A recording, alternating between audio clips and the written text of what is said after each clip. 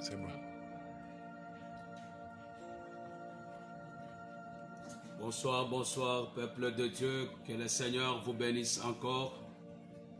Je bénis tout le monde de la part du Seigneur. Nous demandons un peu d'excuses par rapport, on avait un petit problème technique, mais le Seigneur a fait grâce pour qu'on puisse commencer cet après-midi. C'était prévu de commencer à 11 h. Nous demandons nos excuses par rapport à la technologie, à des caprices. En attendant ceux qui seront aussi connectés, que le Seigneur vous bénisse encore davantage, parce que nous sommes dans la présence du Seigneur. Nous voudrons passer un moment merveilleux avec le Seigneur. Comme la Bible dit, l'homme ne vivra pas seulement de pain, mais de toute la parole du Seigneur. Je pense que la technologie nous a aidés à atteindre tout le monde partout où vous vous retrouvez dans n'importe quel pays. Peut-être tu es au bureau, tu es au service, tu es à la maison. Avec notre chaîne Colonne TV, la parole de Dieu vous atteint partout où vous vous retrouvez. Soyez bénis encore. Je suis dans la joie encore ce soir, cet après-midi, que nous puissions partager la parole, la bonne parole du Seigneur. La parole qui t'avait créé, la parole qui peut te donner la forme, la parole qui peut te donner le genre de vie. Voilà, avant que nous écoutons cette parole, j'aimerais que nous adorons le Seigneur. Nous passons un moment, dans 2 minutes seulement, dans la présence pour adorer celui qui vit éternellement. Il s'appelle Yoshua Mashiach, le ressuscité. Voilà ce qui m'intéresse, bien-aimé. Même si aujourd'hui il y a des gens qui se disaient qu'ils sont des dieux, mais ils sont morts sans être ressuscités. Mais notre Dieu, Jésus de Nazareth, il était vivant. Il est né dans les miracles. Il est ressuscité par le miracle. Il est aussi enlevé par le miracle. Il est assis à la droite. Il est vivant. Voilà ce qui différencie d'autres dieux. Mon Jésus est vivant. J'aimerais que nous puissions partager la parole du Seigneur. Entre à toi où tu es, sois connecté partout où vous vous retrouvez. Sois connecté avec nous. Nous voudrons d'abord adorer le Seigneur dans 1 minute, 2 minutes. Alléluia. Jésus de Nazareth, merci. Alléluia. Papa, nous t'adorons parce que tu vis éternellement.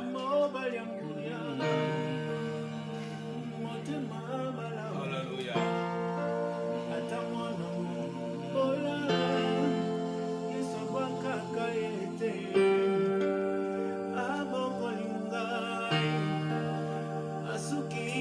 Alléluia.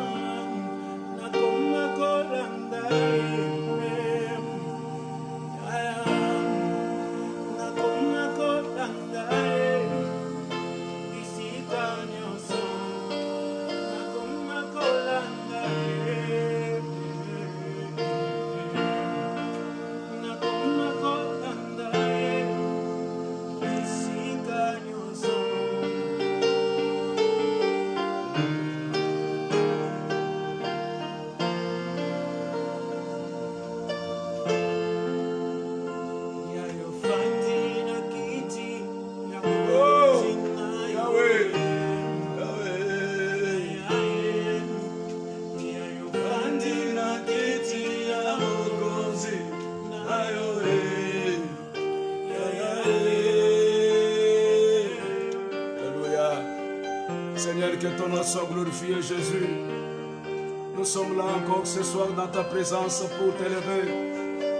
Parce que tu es le seul capable. Tu es le Dieu, l'unique Père. Il n'y a point de Dieu semblable à toi. Oh Dieu, laisse-moi t'élever, laisse-moi t'adorer. Laisse-moi t'exalter parce que tu vis éternellement. Oh Dieu, gloire, que ton nom soit glorifié. Que ton nom soit élevé, Seigneur, Père éternel. Papa, nous te bénissons, nous te rendons. Alléluia. Reçois encore notre adoration ce soir. Reçois encore notre louange, Seigneur. Parce que tu vis éternellement, Seigneur. Merci, Père éternel.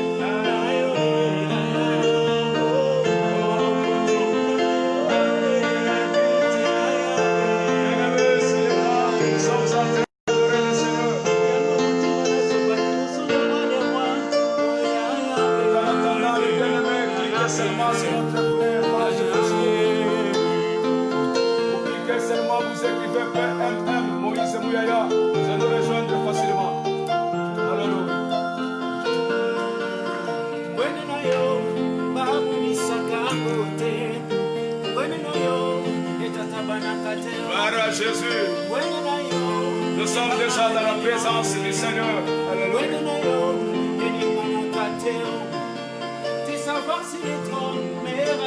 Quand vous entrez dans le Facebook, page Facebook, vous écrivez seulement PMM,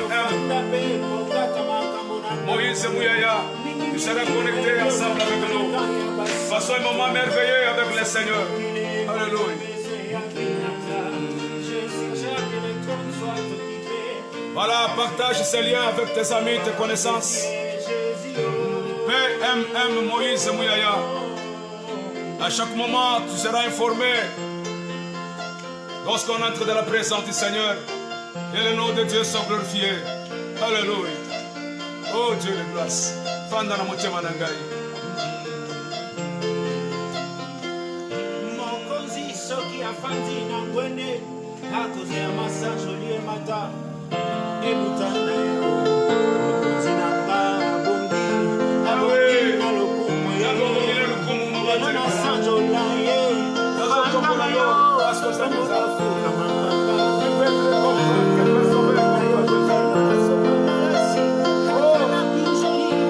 ya miso na ngai ya mawate o ya lolango na yo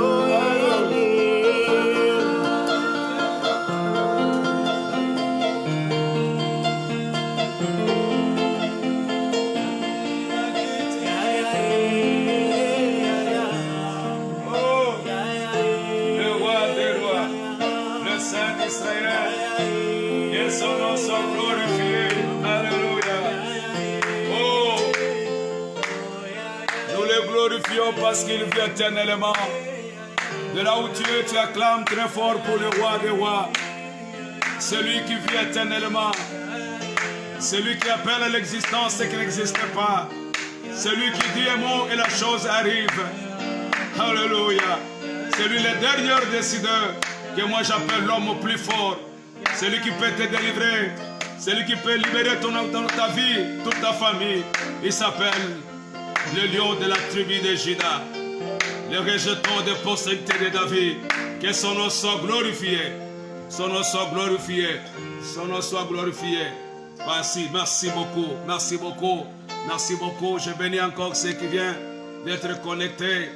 Que le Seigneur vous bénisse davantage. Merci pour tous vos encouragements, vos messages qui nous sont arrivés. Ça nous encourage. Je bénis mon père à moi, pasteur Nestor Mungin. Merci beaucoup, papa. Je bénis aussi mon coach à moi, le bishop Dia Daniel. En tout cas, je suis flatté de ton encadrement. Merci beaucoup, papa. Merci beaucoup. Vous nous encouragez beaucoup dans la marche avec le Seigneur. Voilà, nous sommes tellement dans la joie. Que ton nom, le nom de Dieu soit glorifié. Merci beaucoup, merci beaucoup, merci beaucoup. Je vois ma fille à moi. Iguette, que le Seigneur vous bénisse. Je vois vos messages. Et ça nous arrive, ça nous encourage beaucoup. Merci beaucoup. Je bénis Maman Jeannette. En tout cas, que le Seigneur te bénisse encore davantage. Lorsque vous envoyez vos messages en pleines émissions, en tout cas, ça nous encourage. Nous savons que nous sommes en train de parler à un peuple, et surtout comme des fils de prophètes. Merci beaucoup. Sans plus tarder, j'ai un message que le Seigneur nous a mis à cœur de partager avec toi. J'ai intitulé ce message « Comment exciter Dieu à agir ?» Comment exciter Dieu à agir dans votre situation? C'est une grande préoccupation parce qu'il y a beaucoup de gens qui se posent beaucoup de questions. Je suis en train de prier le Seigneur. Je sers Dieu, je fais tout, mais pourquoi Dieu n'agit pas? Pourquoi Dieu n'agit pas dans ma situation? Pourquoi Dieu ne répond pas dans ce que je suis en train de chercher? Il y a parfois, c'est décourageant, c'est affaiblant quand tu te vois, tu pries le Seigneur et que les choses ne marchent plus encore. Alors, avec un peu de paroles du Seigneur, j'aimerais partager avec vous comment exciter Dieu. Comment exciter Dieu à agir dans votre situation. Je ne connais pas quelle est ta situation, je ne connais pas ton problème, mais j'aimerais partager cette pensée ensemble avec toi et ça pourrait t'aider facilement à exciter Dieu. Nous sommes appelés à exciter Dieu afin que le Seigneur puisse agir dans votre situation. Je commence par informer quelqu'un. Peu importe la situation que tu es en train de traverser, il y a un Dieu. Il y a celui qui a un mot à dire. Il s'appelle le lion de la tribu de Juda. On l'appelle Alpha et Oméga. Il est le seul destructeur de votre vie. Même si ce problème, cette situation date de longtemps, alors j'aimerais te donner quelques éléments qui peuvent facilement t'aider à comment exciter notre Dieu à agir dans votre situation. Parce que lorsqu'il descend pour agir, il y a toujours un changement. Voilà, sans plus tarder, nous avons prévu aujourd'hui des textes seulement qui vont nous aider à faire ressortir le pensée de Dieu afin que nous puissions partager ensemble avec vous. Je suis dans le livre de Luc chapitre 8. J'ai lu le verset 12, le verset 43 jusqu'au verset 46. Le deuxième passage, c'est Luc toujours chapitre 19, le verset 1 jusqu'à 10. Vous allez lire à la maison. Alors pour aujourd'hui, je vais seulement lire ici le verset 43. Je lis au nom du Seigneur Jésus. Ouvrez ta Bible là où vous êtes. La Bible dit, or il y avait une femme qui souffrait d'hémorragie depuis 12 ans. Elle avait dépensé tout son bien chez les médecins, mais aucun n'a pu la guérir. Elle s'approcha par derrière et toucha les bords des vêtements de Jésus. Son hémorragie s'arrêta immédiatement. Jésus dit, qui m'a touché? Comme tous s'en défendaient, Pierre et ceux qui étaient avec lui dirent, Maître, la foule t'entoure. Il te presse et tu dis, qui m'a touché? Mais Jésus répondit, quelqu'un m'a touché, car j'ai senti qu'une force était sortie de moi. Voyant qu'elle n'était pas passée inaperçue, la femme vint toute tremblante, se jeta à ses pieds.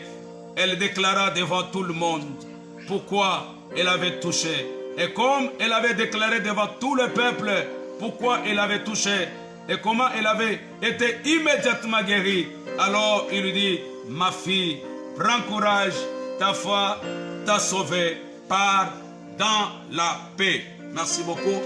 Je lis seulement dans Luc 19 aussi, le verset 1 jusqu'à 2. Alors à la maison, vous allez continuer jusqu'au verset 10. Il y a une pensée là-bas. Jésus était entré dans Jéricho et traversait la ville. Or, un homme riche appelé Zachée, chef des collecteurs d'impôts, cherchait à voir qui était Jésus, mais il ne parvenait pas à cause de la foule, car il était de petite taille.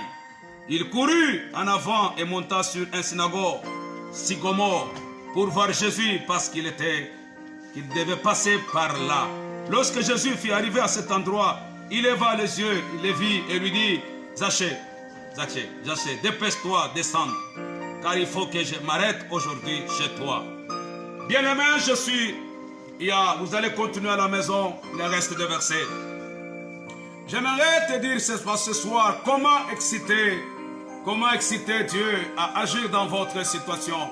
Je crois qu'à l'issue de cet enseignement et cet encouragement, tu dois changer votre manière de faire des choses pour exciter Dieu. Lorsque je parle, le verbe exciter signifie quoi? C'est mettre en mouvement, bien mettre en action. J'aimerais que dans votre situation, si vous ne parvenez pas à mettre Dieu en mouvement, si vous ne parvenez pas à mettre Dieu en action, il vous serait difficile que le Seigneur puisse en tout cas agir dans votre situation. Lorsque je dis mettre Dieu en action, ça signifie encore stimuler, entraîner, pousser, motiver. J'aimerais que tu arrives à exciter Dieu. J'aimerais que tu arrives à entraîner Dieu. J'aimerais que tu arrives à pousser Dieu à agir dans votre situation. J'aimerais que tu puisses encourager Dieu, à exciter, encourager Dieu pour votre situation. En d'autres termes, comment stimuler Dieu? Comment attirer l'intention de Dieu dans votre situation? Comment entraîner Dieu pour qu'il puisse donner une réponse favorable à votre problème qui date de longtemps? En d'autres termes, c'est attirer l'intention de Dieu. Comment attirer son intention? Et étonner, comment attirer son étonnement, son intention dans votre situation. Et en d'autres termes, c'est-à-dire il y a des gens qui n'attirent pas Dieu son intention pour agir. Comment amener Dieu à nous regarder dans notre situation? Comment amener Dieu à avoir des regards favorables? Comment amener Dieu à toucher notre vie? Comment stimuler que le Seigneur puisse s'arrêter afin qu'il puisse agir dans votre situation? Comment tu peux stimuler Dieu à changer notre situation? Il y a des situations que la personne est en train de traverser et que cela n'attire même pas l'intention de Dieu, n'attire pas le regard de Dieu, n'entraîne même pas Dieu à faire quelque chose. Bien-aimés dans le Seigneur, nous pouvons amener le Seigneur à faire ce qu'il n'a pas prévu à faire dans votre vie. Je suis en train de te dire, mon frère, homme de Dieu, pasteur, je sais que peut-être tu as déjà prêché dans ces contextes, mais laisse-moi, j'aimerais te révéler quelque chose. Nous avons la capacité, nous pouvons pousser Dieu à faire quelque chose qu'il n'avait pas prévu à faire dans votre vie. Il y a des choses, des clés que j'aimerais te révéler. Et quand tu le fais, tu peux pousser Dieu à te toucher. Tu peux pousser Dieu à faire quelque chose dans votre vie. L'histoire qu'on vient de lire dans Luc chapitre 8. Cette femme qui avait perte de sang, l'hémorragie pendant 12 ans. Elle n'était pas dans la liste de Dieu. Jésus ne venait pas voir cette femme. Jésus partait chez les Jairus. Dans le chemin faisant, cette femme, j'aime beaucoup les incidents de Dieu. Je suis en train de te dire, ma soeur, peut-être tu peux croire que dans ma situation, je ne suis pas dans le programme de Dieu. Mais tu peux entraîner Dieu à faire quelque chose, à s'intéresser à toi. Tu peux stimuler Dieu à faire quelque chose dans votre vie. Tu es capable de stimuler Dieu. Est-ce que tu le touches? Je ne sais pas de quelle manière que tu le touches. Il y avait beaucoup de gens derrière Jésus. Et les gens l'ont touché. La Bible dit qu'il y avait une foule nombreuse. Et la foule était derrière Jésus. Tout le monde touchait. Mais de quelle manière cette femme avait touché? La Bible dit que la femme, elle avait un problème. Elle avait l'hémorragie pendant 12 ans. Ce n'était pas facile. Même selon la loi juive. Une femme comme ça, la femme, elle devait être exclue de la synagogue. Elle devait être exclue de la foule. Elle devait être dans les quarantaines. Elle ne pouvait pas être au milieu. Alors ce sont là des choses, des enseignements que j'aimerais partager avec toi. Mais de quelle manière cette femme elle a parvenu à toucher? Est-ce que de quelle manière tu touches Dieu? À attirer son intention vers toi. J'aimerais seulement te donner des éléments à ce que tu puisses aussi avoir des manières à toucher Dieu. Tout le monde prie, mais pourquoi Dieu répond? Pourquoi toi Dieu ne te répond pas? Pourquoi Dieu n'attire pas son intention? Ce sont des choses que j'aimerais te révéler, bien-aimé. Il y avait beaucoup de gens qui touchaient Jésus, mais ça ne l'intéressait pas. Ça n'attirait pas son intention. Mais la femme, de quelle manière elle avait touché? Il y avait beaucoup de gens qui attendaient que Jésus devait passer par là. Mais pourquoi l'intention de Jésus était tournée vers Zachée? Comment stimuler Dieu? Comment tu peux stimuler Dieu à agir dans votre problème? Bien-aimé, Zachée a réussi à entraîner Dieu d'aller dans sa maison. Lorsque Zachée a posé cet acte, Jésus a levé les yeux. Il dit, Zachée, descends. Aujourd'hui, je vais arriver dans votre maison. Et aujourd'hui, je vais manger avec toi. Alors, je me suis posé beaucoup de questions dans mon exégèse. Qu'est-ce que Zachée a fait pour attirer, pour entraîner Dieu à entrer dans sa maison, pour entraîner Dieu à attirer son intention vers Zachée? Je suis en train de dire à quelqu'un, aujourd'hui, quand tu dois poser ces actes, tu attireras l'intention de Dieu. Aujourd'hui, Dieu va entrer dans votre maison. Dieu va entrer dans votre situation. Dieu va entrer dans votre vie. Parce que je vais te révéler des choses. Et la Bible me dit, lorsque Jésus devait entrer, Zachée a appris que Jésus devait entrer par là. Qu'est-ce que Zachée a fait? Il est monté sur un sycomore, bien-aimé dans le Seigneur. Alors pour stimuler Dieu, attirer son intention à agir dans votre vie, la première chose à faire, c'est en posant un acte qui l'impressionne. C'est en posant un acte qui impressionne, qui attire son intention. Lorsque tu arrives, Dieu n'aime pas des chrétiens qui sont dans l'église, mais qui ne font absolument rien, qui ne posent pas certains actes, qui peuvent impressionner Jésus, l'intention de Jésus. Zachée a posé un acte qui a impressionné l'intention de Jésus. La femme a posé un acte, ce qui avait impressionné, qui avait entraîné que Jésus puisse faire quelque chose. Bien-aimé dans le Seigneur, Zachée, quel acte que Zachée a fait? Il avait une synagogue là-bas, un arbre là-bas. Il est monté sur la synagogue. Pourquoi? La Bible dit parce que Zachée était quelqu'un de courte taille. Avec la foule qui l'entourait, c'était pratiquement impossible. Impossible de voir Jésus. Dans lui, il dit, comment est-ce que je peux voir Jésus? Comment est-ce que je peux attirer l'intention de Jésus? Il a pris la décision de monter sur la synagogue. Sycomore, bien-aimé, le fait qu'il est monté sur la synagogue, il a attiré l'intention. Effectivement, lorsque Jésus est arrivé là-bas, il a levé les yeux. Pourquoi Jésus ne s'est pas intéressé à tout le monde? Il est seulement Zachée, descends, car aujourd'hui, je vais rester avec toi. Je serai avec toi dans la maison. Je me suis posé des questions.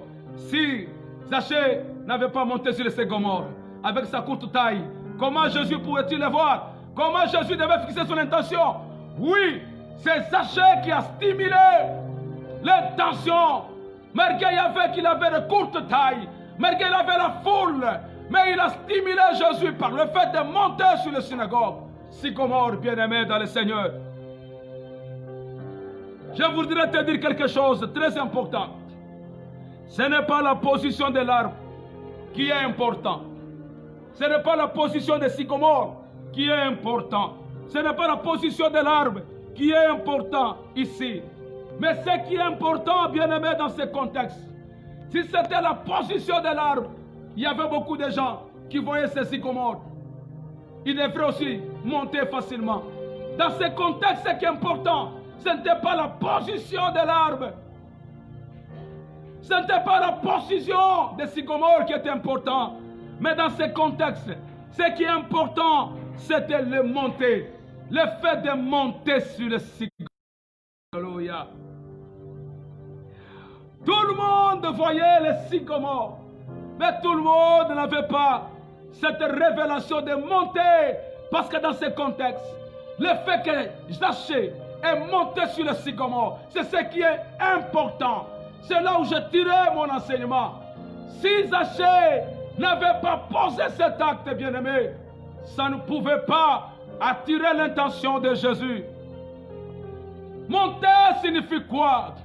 Il y a beaucoup de chrétiens qui sont dans l'église. Ce n'est pas la position de l'église qui est importante, mais ce qui est important, c'est le fait de monter sur les synagogues. Le fait de monter sur les sycomores qui est important. Il y a beaucoup de gens qui sont dans la parole de Dieu.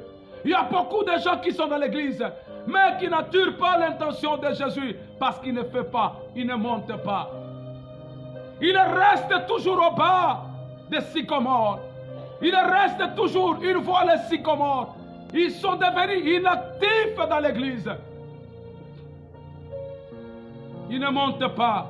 Quand tu ne montes pas, bien-aimé, quand tu ne fais pas, qui dépose des actes qui peuvent impressionner, je suis en train de dire aux chrétiens, je suis en train de dire à tout enfant de Dieu, dans l'église, dans la vie chrétienne, il faut savoir poser des actes qui peuvent impressionner l'intention de Dieu. Quels sont les actes que tu peux poser? Monter au sycomore. Tant que tu n'as pas monté au sycomore, tu n'attireras jamais l'intention de Jésus-Christ. Et quand je dis de monter, signifie quoi? C'est-à-dire, Zachée a fourni un effort. Il faut toujours un effort personnel. Il y a la part de Dieu, il y a aussi la part de l'homme. Si Zachée n'avait pas monté sur le sycomore, il a fourni un effort, il dit oui, j'ai entendu que Jésus devrait passer par là. J'ai un problème, j'aimerais voir Jésus. Parce que j'ai entendu que toute personne qui voit Jésus, il y a un changement. Mais comment attirer son intention? Je veux monter au sycomore. Bien-aimé, je voudrais te dire ce soir, monte aussi au sycomore. Fais un effort personnel. Dans les choses de Dieu, il y a l'effort personnel. Il y a la part de l'homme, il y a aussi la part de Dieu. Tu dois fournir un effort pour se positionner à un endroit favorable plus haut. Beaucoup de chrétiens ne parviennent pas à se positionner. Tu dois te positionner à un endroit favorable. À un endroit favorable plus haut. Zachée a monté plus haut. Il s'est positionné par rapport à la venue de Jésus. Par rapport à la parole du Seigneur. Comment Dieu pourrait-il s'intéresser à ta vie? Comment Dieu pourrait-il s'intéresser à ta vie quand tu n'as pas pris une position favorable? Tu peux me poser des questions. Quelle est cette position, pasteur? Qu'est-ce que je veux? Comment je vais me positionner? Il est question de monter. Il est question que nous montons sur le sycomore. Qu'est-ce que signifie monter, bien-aimé? Je vais beaucoup exégéter sur ce verbe monter. C'est là où il y a mon problème. Que tu arrives à monter aussi. Tu arrives à te positionner. Parce que Jésus, il n'est pas loin de toi. L'arbre est là. L'arbre est là. Aujourd'hui, on commence à condamner l'arbre. Non, ce n'est pas le problème de l'arbre ici. C'est le problème de toi. Pour rien effort aussi à se positionner, avoir un endroit favorable qui peut attirer l'intention de Jésus. Alléluia. Quand je parle de monter, c'est-à-dire, c'est de partir de bas vers haut. Quand on dit quelqu'un est en train de monter, il quitte de bas, en bas vers haut, en haut. Tu dois apprendre aussi à quitter. Beaucoup de gens, ils sont dans l'église, ils sont dans la parole du Seigneur, mais ils n'arrivent pas à monter. Ils n'arrivent pas à quitter le bas vers le haut. Comment Dieu peut attirer ton intention? Toute ta vie, tu es toujours affectionné aux choses d'en bas. L'apôtre Paul dit en Colossiens chapitre 3. Il dit, si Christ est ressuscité en vous, affectionnez-vous aux choses d'en haut, là où Christ est assis, et non à celles d'en bas. Comment Dieu pourrait attirer ton intention? Comment tu peux stimuler Dieu? Toute ta vie, tu es toujours dans les choses d'en bas. Sachez, s'il était en bas, il ne pourrait pas voir Jésus. Et Jésus ne pourrait même pas le voir. Il faut que tu arrives à quitter les choses d'en bas vers le haut. Quitter de la vallée vers le sommet. J'aimerais que tu quittes dans la bassesse d'esprit. Vers le sommet. C'est en montant au sommet que tu peux voir le Messie. C'est en montant au sommet que tu peux attirer l'intention de Jésus dans votre vie. Bien-aimés dans le Seigneur, quand je dis monter, c'est de l'inférieur vers le supérieur. Vous trouverez quelqu'un, il reste longtemps dans les choses de Dieu. Mais il faut toujours des choses très inférieures. Tu dois apprendre à quitter de l'inférieur vers le supérieur.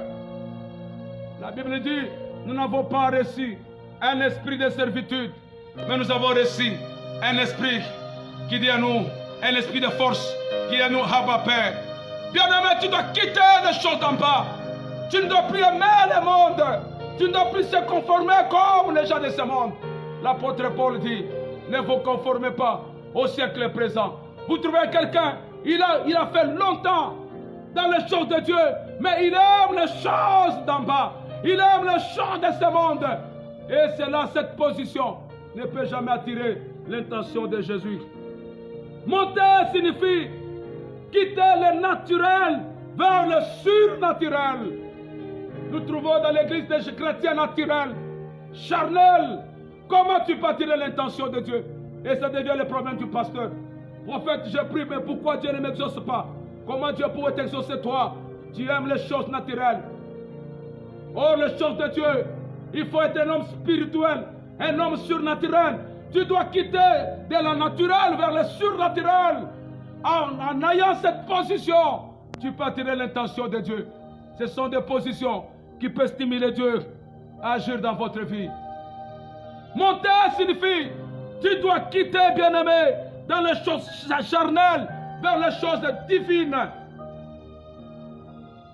Vous verrez des chrétiens dans l'église, entre toujours être un chrétien charnel. Prophétiser, parler en langue. Écoute-moi, je suis en train de vous dire, même Jésus a dit ce jour-là, plusieurs me diront, n'avons-nous pas chassé les démons en ton nom? N'avons-nous pas prophétisé? N'avons-nous pas donné l'argent à l'église? Il vous dira, je ne vous ai jamais connu. Pourquoi? Parce que vous êtes des chrétiens charnels. Aujourd'hui, nous trouvons des pasteurs charnels. Nous trouvons des chrétiens charnels. Ils attendent que Dieu puisse faire quelque chose. Comment Dieu pourrait-il le stimuler? Comment tu peux stimuler Dieu en étant chrétien charnel? Dieu ne sera pas stimulé à agir dans votre problème parce qu'il te voit, tu es charnel. La vie charnelle possède ton cœur. Et ça devient un problème du pasteur. Ce n'est pas le problème du pasteur. Ce n'est pas le problème de Sycomore.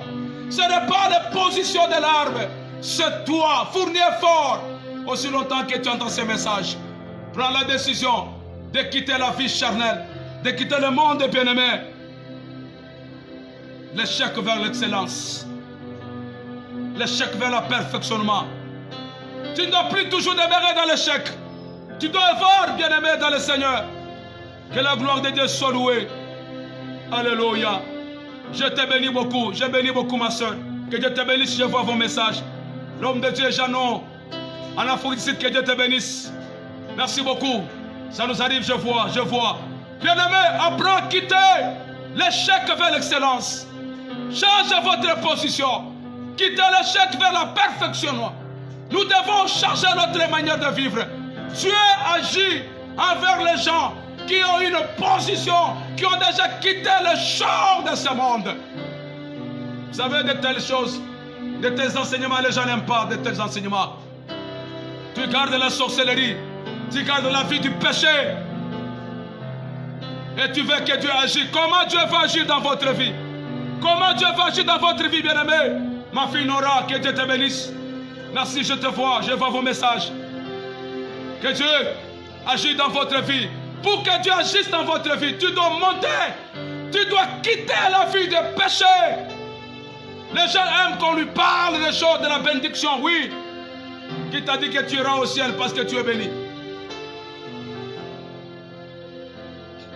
La femme a quitté cette position. Elle a dit non. Comme j'ai entendu parler de Jésus, je l'ai entendu. Elle vient maintenant. Je vais quitter ma position que j'avais. Elle est allée dans la foule.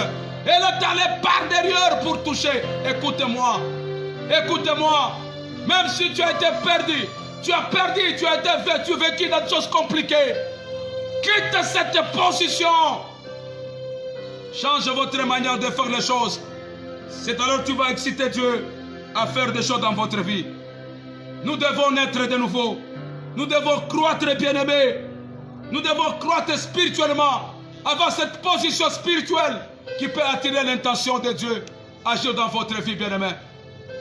Si tu n'es pas posé cet acte, bien-aimé, de monter, tu n'attireras jamais l'intention de Dieu. Car il y a des choses qui sont réservées seulement aux bébés. Il y a des choses qui sont aussi réservées aux adultes spirituels. Quand tu n'as pas encore atteint cette position, bien-aimé, il te sera difficile. Ce sera difficile, bien-aimé, à stimuler Dieu. Quand Dieu te regarde, tu es encore bébé. Comment tu peux stimuler Dieu à faire quelque chose dans votre vie?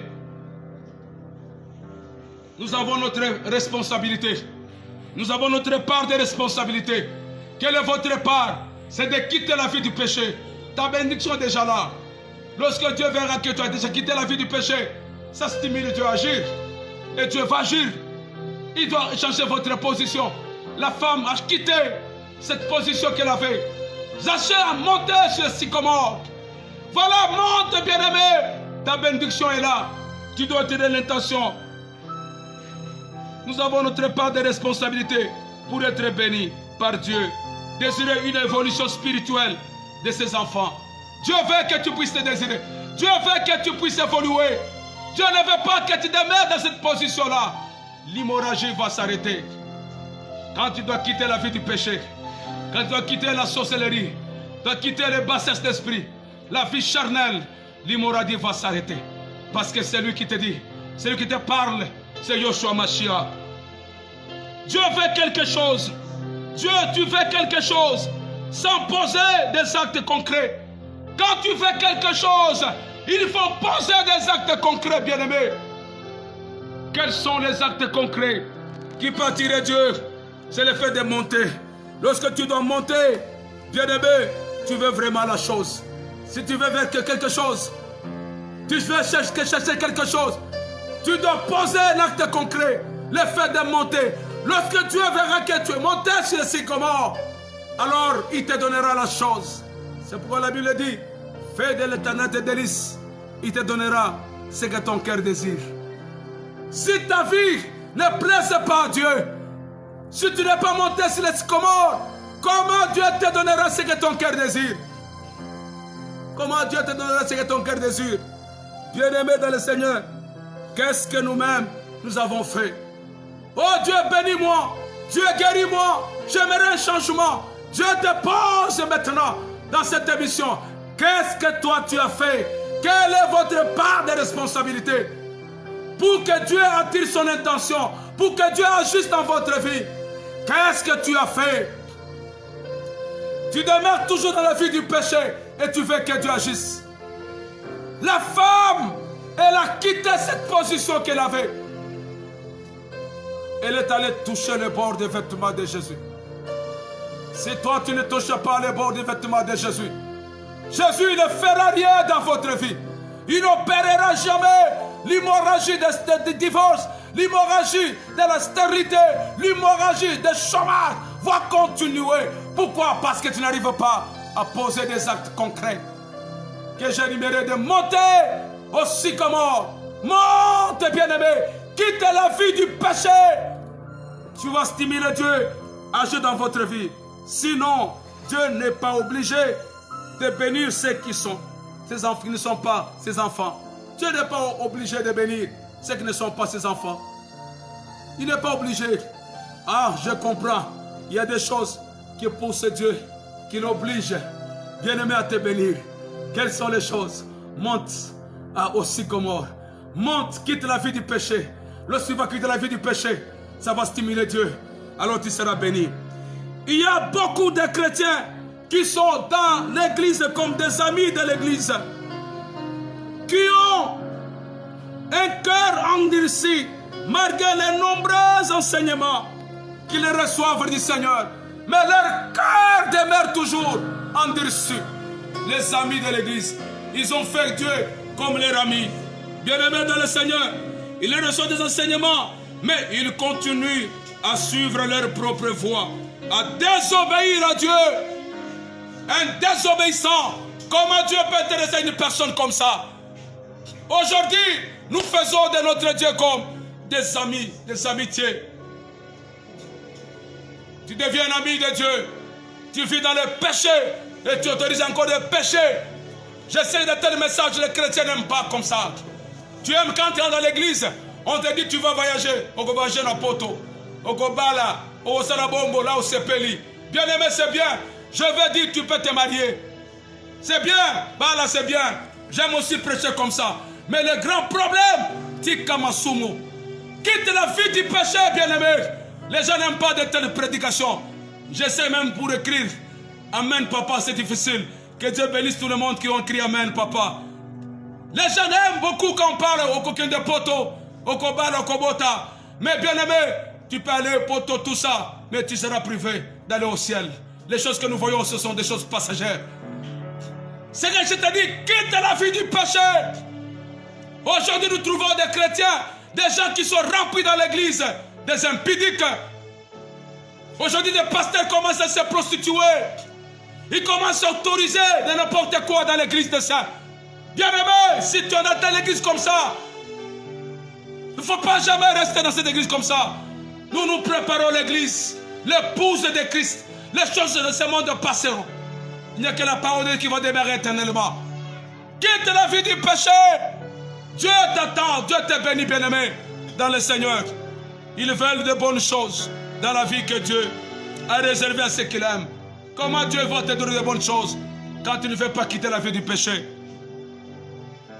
Je te dis mon message pour dire à quelqu'un, le salut ne s'arrête pas sur le pardon de péché, sur la guérison, sur chercher la face de Dieu profondément, malgré les obstacles, malgré les oppositions, malgré les rejets.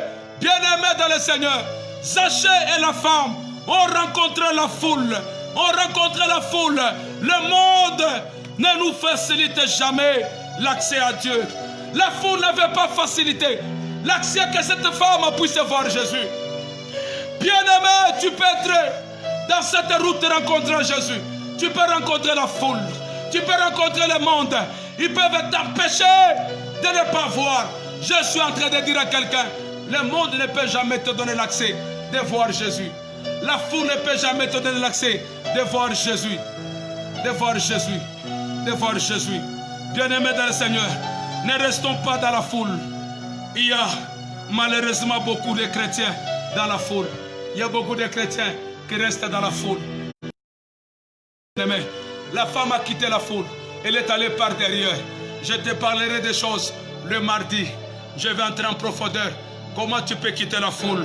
Parce que dans la foule, bien-aimé, tu ne feras rien. Ils font commencer à vivre comme tout le monde. Il y a beaucoup de gens qui restent dans la foule. Rester dans la foule signifie quoi?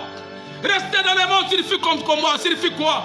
Il y a beaucoup de chrétiens, ils font comme tout le monde font. Non, la vie chrétienne, ce n'est pas comme ça. Ils sont satisfaits par les simples choses. C'est pourquoi la Bible dit, tu ne peux pas te conformer comme tout le monde. La vie, un chrétien c'est quelqu'un qui est mis à part. Quelqu'un qui est appelé à vivre des choses différemment. Bien-aimé dans le Seigneur, tu ne peux pas te comporter comme tout le monde, bien-aimé. Lorsque tu vas changer votre manière de vivre les choses, alors tu attireras. Tu vas stimuler Dieu à agir dans votre vie. Que le Seigneur vous bénisse. Prends cette décision d'abandonner le péché, de quitter la vie du monde. Alors tu verras la gloire de Dieu. Tu dois tirer la grâce de Dieu. Et Dieu sera content de toi. Il te bénira. Le mardi, je te parlerai d'autres points qui peuvent stimuler Dieu à agir dans votre vie. Merci beaucoup pour tous vos messages d'encouragement. Merci beaucoup tous mes enfants qui sont en Europe. Merci, je vois vos messages. Merci, mon Père à moi. Que Dieu te bénisse. Toi qui as pris la décision de quitter le péché, la vie du péché, à monter la synagogue, Sycomore, et tu verras la grâce du Seigneur. Merci, bien-aimé. Toi qui es venu en retard, cliquez seulement sur notre page Facebook, PMM Moïse Mouyaya. Tu vas trouver nos informations à chaque fois qu'on est en ligne. Partage ces messages. Il y a un numéro qui est affiché là-bas, en bas. Contactez-nous à tout moment. Nous sommes disposés pour vous amener à vivre ce Dieu authentique, un Dieu sans mélange. Nous ne l'avons pas mélangé. Il y a des autres qui vont te dire, pour stimuler Dieu, Zoa mafuta oyo, Zoa ouil oyo. Non, Dieu est simple. Dieu est dans la simplicité. Si tu pratiques seulement les messages, le principe de Dieu, il est dans le principe. Tu fais seulement appliquer le principe de Dieu, tu verras, tu vas les stimuler, tu vas l'encourager à agir dans votre vie. Que Dieu, qui m'a mis à cœur de parler ces choses, qu'il descend là où vous êtes, que vous les stimulez à agir. Si l'hémorragie a été arrêtée, les célibats s'arrêteront. La stérilité va s'arrêter, la mort va s'arrêter pour la gloire du Seigneur. Que Dieu vous bénisse. Merci beaucoup. Incline ta tête en prière. Je veux prier pour toi. Toi qui as pris la décision de monter au Sycomore, tu verras, Jésus va s'arrêter dans votre vie. Merci beaucoup. Mettez ta main droite sur votre poitrine. Je vais prier pour toi. Père tendre, merci pour la grâce. Merci pour ce message. Toute personne qui a pris la décision de monter sur le Sycomore, soutiens-les, Père de grâce, par cette décision de quitter les choses d'en bas vers les choses d'en haut. Que la grâce de Dieu soit sur toi. Que Dieu attire tes intentions. Parce que la Bible me dit, le regard de Dieu sont en train de parcourir, oh Dieu, sur la terre, pour voir qui tu peux bénir. Bénis ma soeur, bénis mon frère, bénis mon frère, bénis mon papa, ma mère à moi, qui a pris la décision de quitter la vie du péché, la vie de ce monde de Père, pour s'attacher à toi. Merci, Père de grâce. Papa, que ton nom soit glorifié. Au nom du Seigneur Jésus-Christ, nous avons ainsi prié. Amen. Merci beaucoup. C'est la voix de votre humble serviteur, le prophète Moïse Mouyaya, en direct de Kinshasa, sur notre chaîne Colonne TV. Vous cliquez seulement PMM Moïse Mouyaya. Sur YouTube, vous écrivez seulement Colonne TV ou PMM Moïse. Il y a toutes nos informations là-bas. C'est en direct de Kinshasa, la capitale de la RDC.